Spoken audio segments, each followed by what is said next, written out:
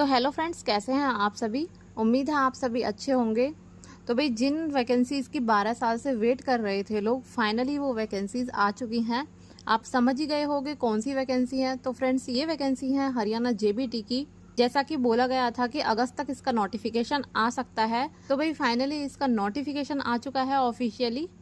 तो भाई, अगर आप भी हरियाणा जेबीटी की वेट कर रहे थे कि ये वैकेंसी कब आएंगी और आप भी ये फॉर्म भरना चाहते हैं, तो भाई आप ये वीडियो जरूर देखिएगा एंड तक। इस वीडियो में हम बात करेंगे क्या कुछ एलिजिबिलिटीज मांगी गई हैं, क्या इसकी इंपॉर्टेंट डेट्स रहेंगी, क्या फॉर्म भरने की फीस रहेगी, क्या सिलेबस रहेगा और क्या एग्जाम पैटर्न रहेगा, क्या सिलेक्शन प्रोसेस रहेगा। ये सारी बातें हम इस वीडियो में आगे करेंगे। तो भाई, वीडियो को आप अंत तक जरूर देखिएगा, हो सकता है वीडियो आपके लिए हेल्पफुल हो। तो जी, सबसे पहले बात करते हैं, ये जो वैकेंसीज हैं ये एचएसएससी ने निकाली हैं, जो कि हैं जेबीटी की पोस्ट की, और ये सिर्फ मेवात कैडर की हैं। रेस्ट ऑफ हरियाणा कैडर की ये वैकेंसीज नहीं है। मतलब आपकी जो जॉब लोकेशन रहेगी वो सिर्फ मेवात में रहेगी, रेस्ट ऑफ हरियाणा की वैकेंसीज नहीं है, इसलिए और कहीं हरियाणा में आपकी जॉब नहीं लगेगी इन वैकेंसीज के थ्रू। तो देख लेते हैं इसके लिए क्या इंपॉर्टेंट डेट्स रहेंगी। 9 अगस्त को आपका ये नोटिफिकेशन जो है वो रिलीज किया गया है। 12 अगस्त से आपके ऑनलाइन एप्लीकेशन भरने शुरू हो जाएंगे और 21 अगस्त तक आप भर सकते हैं। 21 अगस्त इसकी लास्ट डेट रहेगी। 23 अगस्त तक आप अपनी फीस सबमिट कर सकते हैं। तो जी, ये थी इसकी इम्पोर्टेंट डेट्स। अब देखते हैं कितनी वैकेंसीज है। तो भाई, ये 1456 वैकेंसीज हैं, जो कि ग्रुप सी की पोस्ट रहेंगी और ये मेवात कैडर की रहेंगी, जैसा कि पहले बताया था। जर्नल के लिए 607 वैकेंसीज हैं, एससी कैटेगरी के लिए 300 वैकेंसीज हैं, बीसी ए कैटेगरी के लिए 242 वैकेंसी है, बीसी बी कैटेगरी की 170 वैकेंसीज हैं, ईडब्ल्यूएस के लिए 71 है, ईएसएम जर्नल के लिए 50 वैकेंसी है, एससी के लिए 6 वैकेंसी है, बीसी के लिए 5 है, बीसी ए के लिए 5 है और बीसी बी के लिए 5 है। इस तरह से टोटल जो वैकेंसीज हैं ये 1456 है। पीडब्ल्यूडी के लिए 58 वैकेंसीज हैं। अब बात करते हैं इसेंशियल क्वालिफिकेशंस की। तो फ्रेंड्स, आपके पास 12th होनी चाहिए 50% अंकों के साथ, और साथ ही आपका 2 साल का एलिमेंट्री एजुकेशन का डिप्लोमा होना चाहिए। जिन्होंने 2002 से पहले 12वीं की है उनके लिए 45% अंक अगर हैं तो भी चलेगा, और साथ में आपका 2 साल का एलिमेंट्री एजुकेशन का डिप्लोमा होना चाहिए। या फिर आपके सीनियर सेकेंडरी में 50% अंक होने चाहिए और 2 साल का डिप्लोमा अगर आपके पास है स्पेशल एजुकेशन का, तो भी आप अप्लाई कर सकते हैं। अगर आपने बीए, बीएससी या बीकॉम की हुई है, मतलब अगर आपने ग्रेजुएशन की हुई है और आपके पास 2 साल का डिप्लोमा है, तो भी आप अप्लाई कर सकते हैं। और ये इसलिए कहा गया है, अगर आपने हायर एजुकेशन की हुई है तो ये जो क्राइटेरिया है 50% अंकों का, ये हट जाएगा।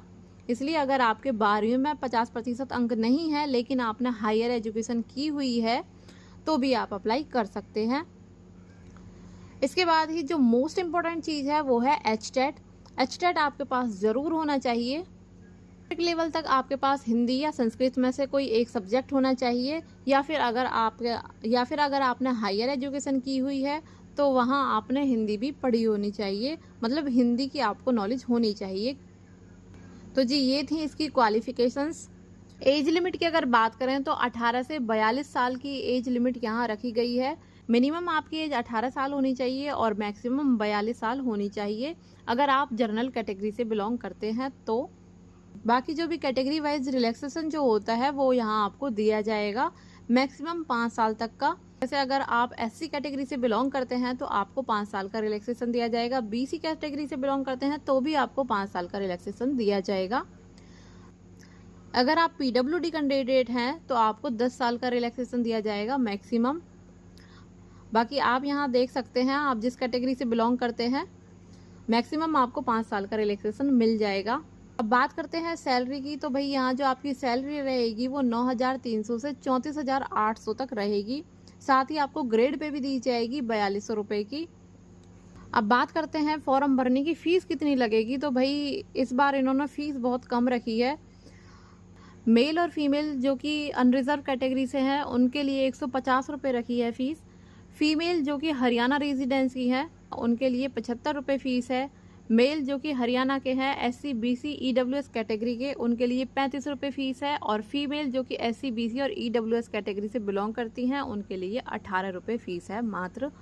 और जो लोग PWD कैंडिडेट्स हैं उनके लिए कोई भी फीस नहीं लगेगी। अब बात करते हैं सिलेक्शन प्रोसेस की। तो जी आपका एक रिटन एग्जाम होगा जो कि 95 नंबर का होगा। उसी के बेस पर आपकी मेरिट बनाई जाएगी और उसी के बेस पर आपका फाइनल सिलेक्शन हो जाएगा। अब आगे बात करते हैं कि एग्जाम का पैटर्न क्या होगा। तो भाई आपका जो एग्जाम होगा ये 95 नंबर का होगा, जिसमें 100 क्वेश्चंस होंगे और 100 मिनट ही आपको सॉल्व करने के दिए जाएंगे। साथ में आपको 5 मिनट एक्स्ट्रा दिए जाएंगे क्योंकि इसमें 5 ऑप्शन आपको मिलेंगे, ABCD और E। अगर आपको कोई भी क्वेश्चन अटेम्प्ट नहीं करना है तो आप E ऑप्शन फिल करेंगे।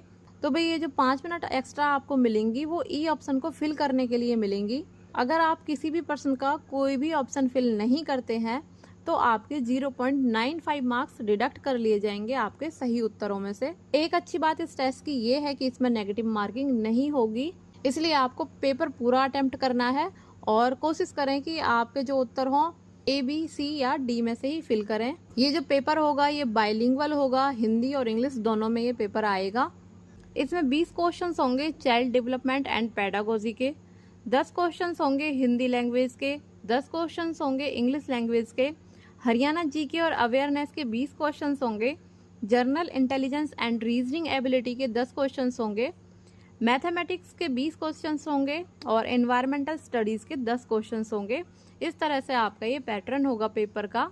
अब बात करते हैं इम्पोर्टेंट डॉक्यूमेंट्स की, कौन कौन से डॉक्यूमेंट्स आपको चाहिए होंगे फॉर्म भरते समय। तो भाई आपके पास जो भी क्वालिफिकेशंस हैं उनकी मार्कशीट आपके पास होनी चाहिए।